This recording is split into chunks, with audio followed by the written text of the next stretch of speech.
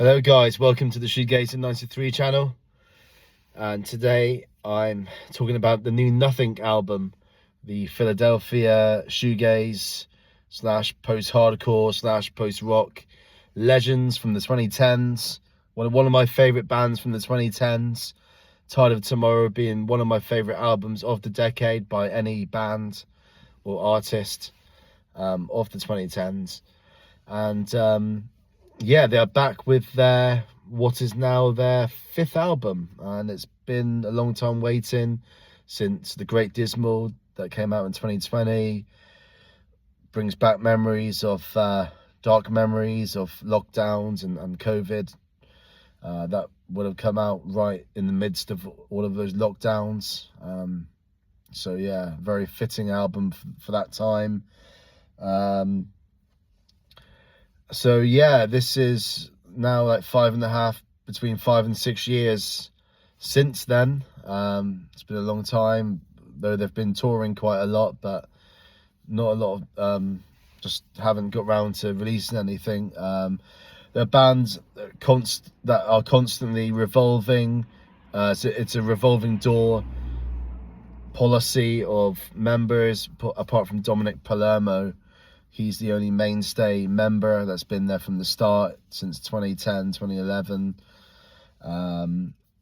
Yeah, Relapse Records again. I think they got Doyle Martin still from Cloakroom. I think he's still in the band.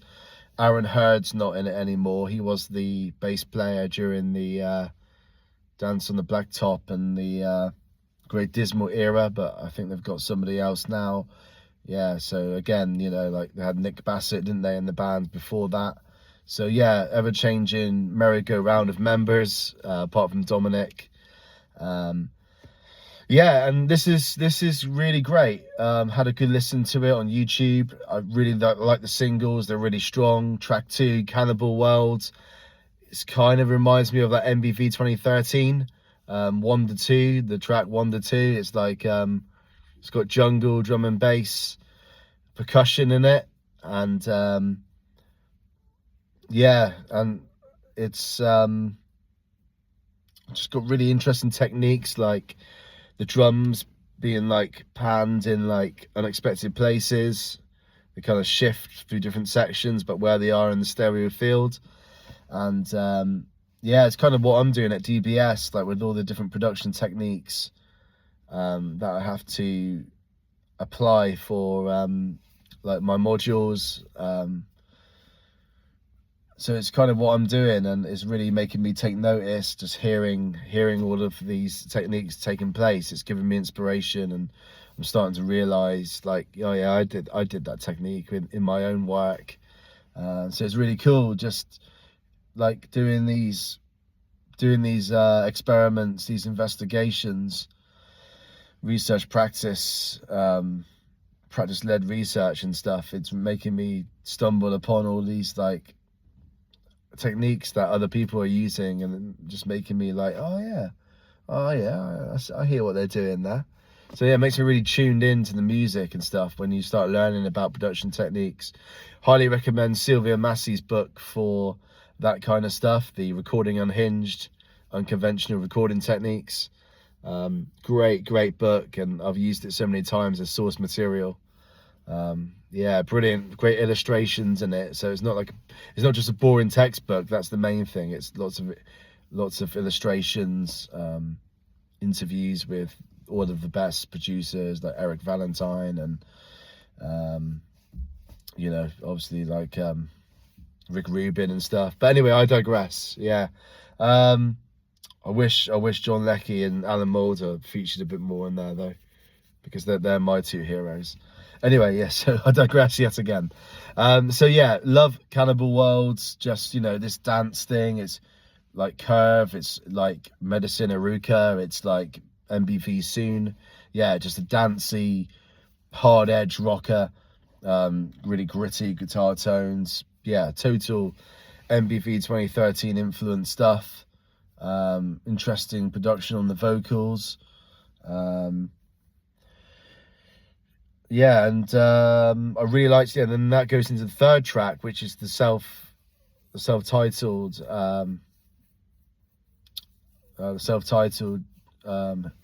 history, a long history of short decay. No, a short history of decay, isn't it? It's called Short History of Decay. I think I'm. Come on, I got this. Get this right, man. Yeah, it is, isn't it? A Short History of Decay.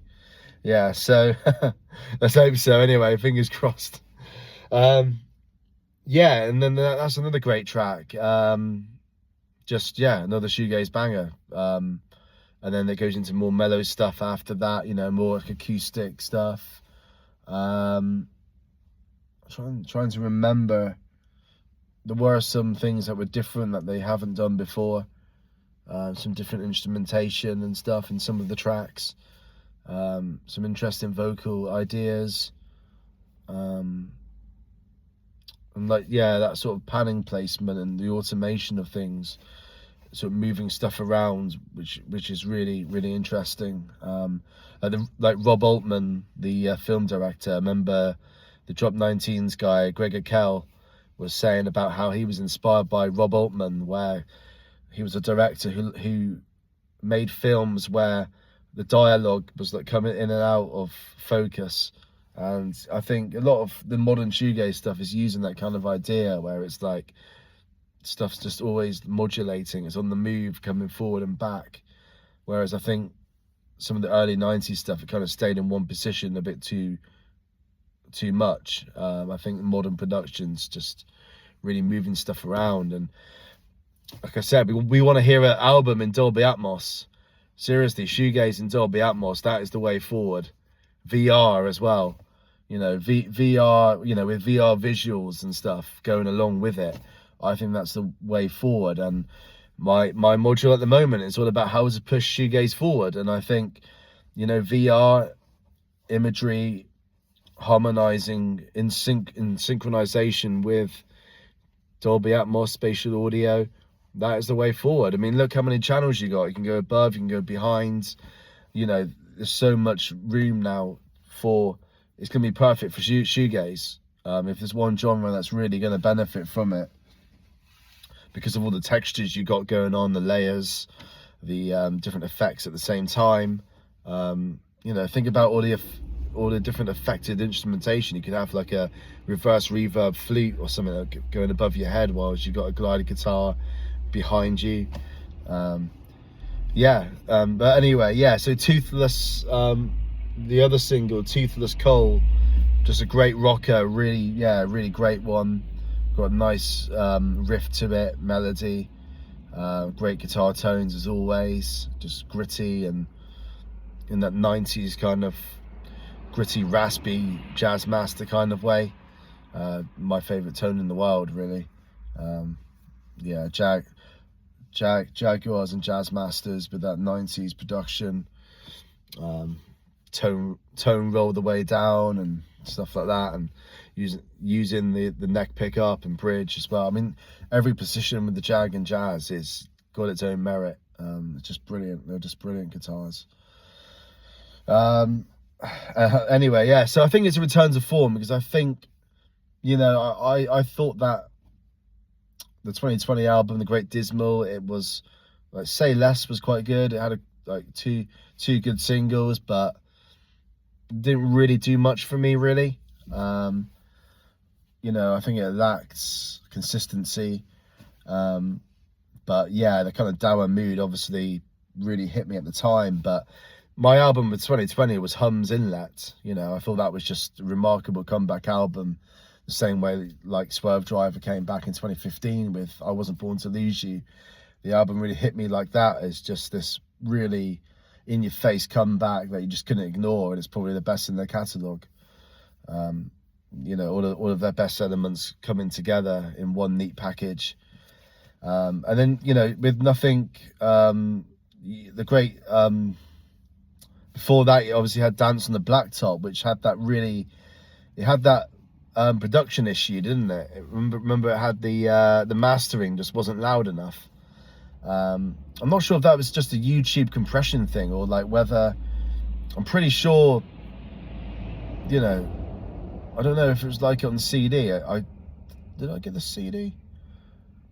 I don't think I did get it on CD. I definitely got the other 3 on there, but that was the one I skipped because I was initially put off by that the mastering issue, which just made it so low in volume. You know, the whole sort of -14 LUFS. You know, I guess they needed to actually go above the threshold really to make it loud on YouTube. But maybe because they were too afraid, they must have had some engineer that was just too afraid of clipping, that he just didn't set it right for that platform. But I'm miffed why they put it out. It must have just been like label pressure.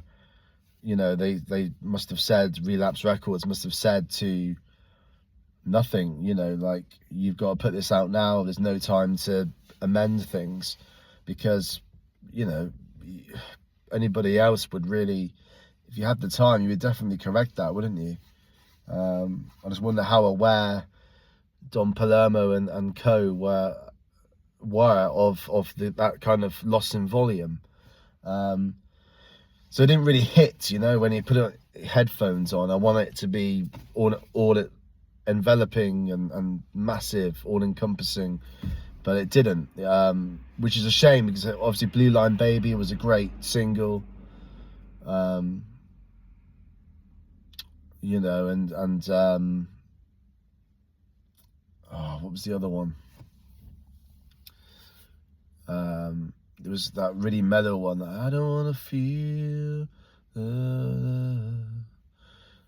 it's like that shimmery kind of Hall of Fame 2 reverb going on in it. I don't want to feel. But yeah, anyway, I mean, Blue Line Baby was the one really that, yeah, if that had incredible mastering, if that actually was boosted, then yeah, that really would have been a really big hit. Yeah, obviously Smashing Pumpkins vibes with that song. Really liked it. The way the sort of the arpeggio in the verses and builds up to the melodic and big chorus. But anyway, yeah, so then I thought, yeah, Tide of Tomorrow, I wouldn't quite say this new album's as good as that, but it's probably up there with Guilty of Everything, which, you know, that's many people's favourite, but yeah, I mean, B&E is obviously incredible. That's their best outro song, I think. B&E, just incredible post-rock brilliance. B&E, I guess it's called that because they're the two lonely notes, because they don't have sharps or flats. That's what I figured out. I think the song's about loneliness, and so B&E, because they don't have any adjacent neighbours. That's why they called it B&E, I think, because it's named after the notes that don't have any sharps or flats. Or it could just be they're playing, you know, they're playing a bar chord or power chord or something, and then they're just leaving the B&E open at the bottom, you know, in standard tuning. Who knows? Maybe one of the members will reach out to me in the comments. But yeah, I mean, I like Guilty of Everything. Obviously, yeah, just rocker after rocker. But Tide of Tomorrow was great because you had all the flavors. You had the Guilty of Everything stuff, and then you had the more mellow side. So that was the one where it all came together. You know, you got all of the sides of their sound in one package. That was what Tide of Tomorrow was for me, and it's still my favorite album, which is 10 years old already, isn't it? This year, I think it came out in 2016, didn't it? So yeah, that's already like, wow, it's the 10th anniversary of it already. Blimey. I still remember when it came out. Vertigo Flowers, Our Plague that's incredible. 1990 Heaven, Our Plague, Water. Such a great melody. My worst behavior. Water, flowers, they won't sing for me. Promise I can make it on my own. Just brilliant. The drums sound incredible in that song as well. You know, it was what's the other tracks on there? Anyway, yeah, I don't think this new album's as good as that, but it's probably joint with Guilty of Everything. It's better than Dance on the Blacktop, just purely for production standards, and it's better than the songwriting on the Great Dismal. So I think, yeah, it's a return to form. Yeah, and they're playing in the UK April. I know they're playing in Cardiff like April the can't remember exactly, but it's in April, and it's like a week and a half before the Chapterhouse show in Cardiff. They're playing in Cardiff. Nothing are playing in Cardiff like a week and a half before that. So I can't really make both trips. It's just too close together, really. I can't really commit to both. But yeah, shame they're not doing Bristol again, because the last time I saw them was in the Fleece in Bristol in 2019. That was just when they released Dance on the Blacktop. That was when they had Aaron Hurd, and it was the last year that Brandon Setter was in the band. Yeah, I think they're doing well without Brandon Setter, because I did think he was the life and soul of that band. I thought he was the most talented guitarist, but they seem to be doing okay without him, which is good. I don't know what he's up to now, whether he's still in music or not. Let me know in the comments. But yeah, I really liked his playing, especially on his first two albums. He did a lot of the lead stuff with he had that pink jazz master, didn't he? Which I really liked. But yeah, anyway, so check it out. It's just come out a couple of days ago. Nothing. A short history of Decay. Cheers.